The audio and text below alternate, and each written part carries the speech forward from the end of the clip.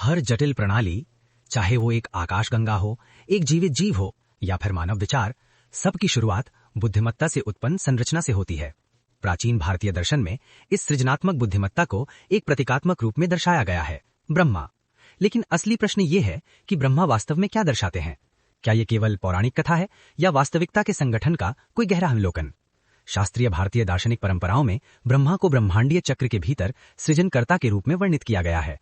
लेकिन इसका अर्थ ये नहीं है कि कोई व्यक्ति कहीं बैठकर ब्रह्मांड को बना रहा है। इसके बजाय ब्रह्मा उस सिद्धांत का प्रतीक है जो संभावनाओं को संरचना में व्यवस्थित करता है।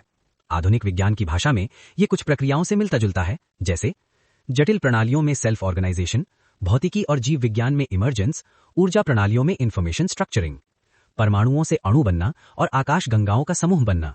ब्रह्मांड बार बार सृजनात्मक संगठन की प्रक्रिया को दर्शाता है।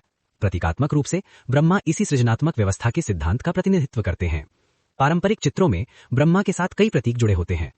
4 मुख, इसे अक्सर इस प्रकार समझा जाता है: 4 दिशाएं, 4 वेद या वास्तविकता को कई दृष्टिकोणों से देखने की क्षमता।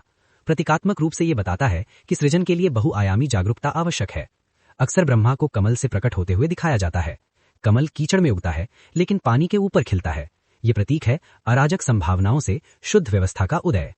ब्रह्मा केवल एक बार हुई सृष्टि का प्रतीक नहीं है, वे निरंतर प्रक्रिया का प्रतिनिधित्व करते हैं जिसमें वास्तविकता स्वयं को व्यवस्थित करती रहती है।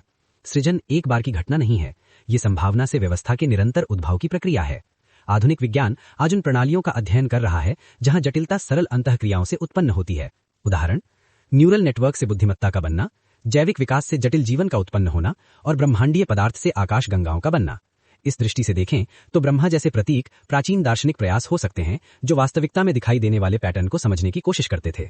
विभिन्न परंपराएं अस्तित्व की उत्पत्ति को समझाने के लिए अलग अलग प्रतीकों का उपयोग करती हैं। कुछ परंपराएं सृजन सिद्धांत की बात करती हैं, कुछ ब्रह्मांडीय बुद्धिमत्ता की और कुछ प्राकृतिक नियमों की। इस चर्चा का उद्देश्य किसी परंपरा की तुलना या श्रेष्ठता बताना नहीं है, बल्कि ये समझना है कि अलग अलग संस्कृतियां अक्सर एक ही सार्वभौमिक पैटर्न को अपने अपने प्रतीकों में व्यक्त करती हैं। ये वीडियो ब्रह्मा को एक दार्शनिक और प्रतीकात्मक अवधारणा के रूप में प्रस्तुत करता है जो प्रकृति में दिखाई देने वाले सृजन और संगठन के पैटर्न से जुड़ा है। इसका उद्देश्य शैक्षणिक और चिंतनशील चर्चा को बढ़ावा देना है। जब प्राचीन चिंतकों ने ब्रह्मा का वर्णन किया तो संभव है वे केवल एक पौराणिक पात्र का वर्णन नहीं कर रहे थे, वे एक गहरे अवलोकन की ओर संकेत कर रहे थे। वास्तविकता लगातार स्वयं को व्यवस्थित करती रहती है। ऊर्जा से पदार्थ, पदार्थ से जीवन और जीवन से चेतना। ब्रह्मांड स्थिर नहीं है, ये निरंतर सृजन की प्रक्रिया में है। यदि आप ये समझना चाहते हैं कि प्राचीन दार्शनिक मॉडल आधुनिक विज्ञान और चेतना अध्ययन से कैसे जुड़ते हैं, तो इस चैनल को फॉलो करें। आने वाले वीडियो में हम धारणा, चेतना और वास्तविकता के गहरे ढांचों का अन्वेषण करेंगे।